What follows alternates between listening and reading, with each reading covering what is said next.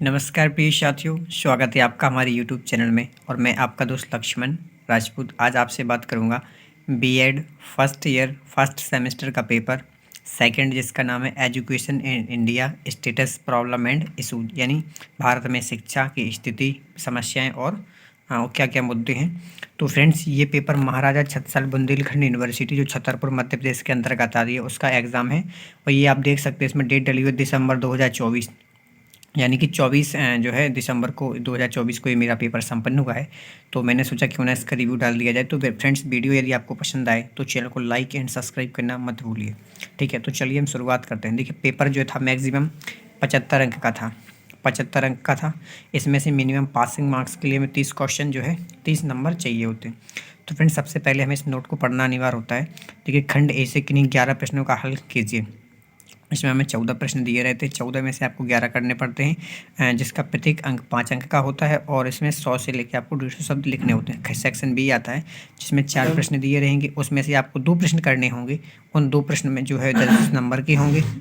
तो इस कुल मिला के आपके 75 नंबर हो जाएंगे। और जो शब्द 10 नंबर वाला प्रश्न होगा उसकी शब्द सीमा 400 से 500 के लिए के बीच रह सकती है। तो चलिए मैं आपको नेक्स्ट पेज दिखाता हूँ कि किस तरह से क्वेश्चन पूछे गए थे।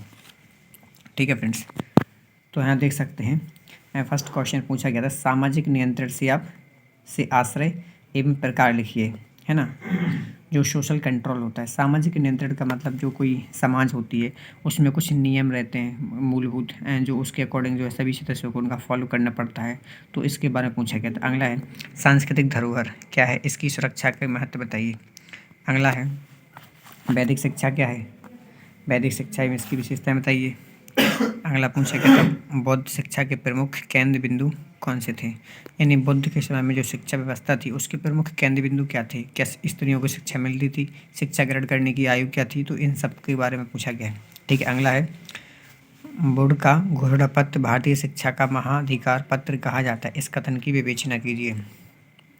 माध्यमिक शिक्षा के सुधार के लिए मुदालियर कमीशन की प्रमुख सिफारिशें क्या थी। जो सरकार दी विभिन्न तरह की जो आयोग लेके आई थी एजुकेशन के लिए, जैसे कि कोठारी आयोग, मुदलियार आयोग और भी सारे बहुत सारे आयोग आए थे। तो उसमें से एक पूछा गया था मुदलियार आयोग की सिफारिशें।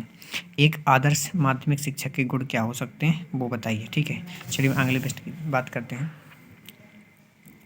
माध्यमिक शिक्षा आयोग के लक्ष्य लिखिए, यानी जो राष्ट्रीय माध्यमिक शिक्षा अभियान था, राष्ट्रीय माध्यमिक शिक्षा अभियान के प्रमुख लक्ष्य लिखिए। ठीक है, इसके में टारगेट्स लिखना थे।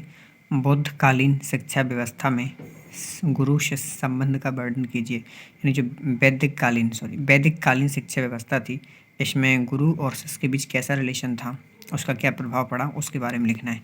समाज तथा विद्यालय की अवधारणा स्पष्ट कीजिए। ठीक है, उदीयमान भारत में शिक्षक की भूमिका पर प्रकाश डालिए। कहने का मतलब है कि जो भारत हमारे सामने आज दिख रहा है इस पर, इसमें टीचर्स की क्या भूमिका हो सकती है, इस पर लिखना है। अगला था अध्यापक शिक्षा के प्रमुख लक्ष्य क्या है। माध्यमिक स्तर पर अध्यापक शिक्षा के विशिष्ट उद्देश्य लिखिए। तो अध्यापक शिक्षा जो टीचर्स होता है उनके लिए भी एजुकेशन होती है। तो हाँ बिल्कुल, उनके लिए भी जो है एजुकेशन होती है। इनके लिए एक बोर्ड भी होता है, राष्ट्रीय अध्यापक शिक्षा आयोग, है ना। पारंपरिक शिक्षा और आधुनिक शिक्षा पद्धति में अंतर स्पष्ट कीजिए। ठीक है, तो अगला प्रश्न है हमारा राष्ट्रीय शैक्षिक अनुसंधान एवं प्रशिक्षण परिषद के कार्यों को विस्तार से समझाइए। ठीक है, तो ये फ्रेंड्स वो 14 प्रश्न थे जिनमें से हमें केवल सिर्फ जो है 11 प्रश्न को करना होता है। प्रत्येक प्रश्न जो है 100 से 150 शब्दों में लिखना होता है। इनके लिए 5 नंबर निर्धारित होते हैं। अब चलिए बात करते हैं हम सेक्शन बी की। तो फ्रेंड्स, सेक्शन बी में जो है 4 क्वेश्चन हैं, तो देख सकते हैं। अब मैं एक एक क्वेश्चन को आपको बता सकता हूँ सर। देखिए, भारतीय संविधान में शिक्षा के लिए क्या प्रावधान किए गए हैं वर्णन कीजिए, यानी कि हमारे कॉन्स्टिट्यूशन में जो हमारा संविधान है उसमें शिक्षा को लेकर क्या प्रावधान है। जैसे कि आर्टिकल 29, 30 जो है 45, है ना, ये सब। और कितने संशोधन भी किए गए थे, जो है 89वां संविधान संशोधन, 42वां संविधान संशोधन में इसमें शिक्षा की क्या भूमिका थी, है ना। तो शिक्षा किस सूची का विषय, संबंधित सूची, राज्य सूची, तो ये सब ऑल ओवर आपको डिस्कस करना था इसमें।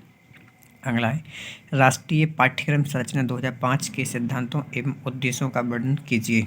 अगला है शिक्षा सामाजिक परिवर्तन लाने का एक शक्तिशाली साधन है। सामाजिक परिवर्तन को परिभाषित करते हुए इस कथन की पुष्टि कीजिए। फ्रेंड्स, सामाजिक परिवर्तन क्या होता है। जैसे कि सामाजिक परिवर्तन में होता है कि जो समाज होती है उसमें कुछ ट्रेंड जो है धीरे धीरे बदलते जाते हैं, उसी को हम जो है सामाजिक परिवर्तन कहते हैं। ठीक है। अगला क्वेश्चन, राष्ट्रीय शिक्षा नीति 2020 की व्याख्या, विस्तृत व्याख्या कीजिए। तो जो नेशनल एजुकेशन पॉलिसी 2020, ये फ्रेंड्स पता ही है आपको, अभी चली थी, है ना। तो फ्रेंड्स इसके बारे में उन्होंने बिल्कुल विस्तृत पूछ लिया है। तो फ्रेंड्स कैसा लगा मेरा वीडियो? यदि वीडियो आपको पसंद आता है, आपको लगा है कि कुछ इसमें स्पष्ट जानकारी आपको मिल पाई है, तो चैनल को लाइक और सब्सक्राइब करना मत भूलिए। और बीएड से संबंधित और भी पेपर जैसे कि फर्स्ट पेपर, थर्ड और फोर्थ पेपर, बाकी सबकी वीडियो जो हमारे चैनल पे आपको मिल जाएगी। तो आपको वीडियो सेक्शन में जाना है, वहाँ से वीडियो को आप देख सकते हैं। Thank you. यदि आप लोग नोट परचेज करना चाहते हैं तो मुझे कमेंट बॉक्स में भी बता सकते हैं। थैंक यू, धन्यवाद।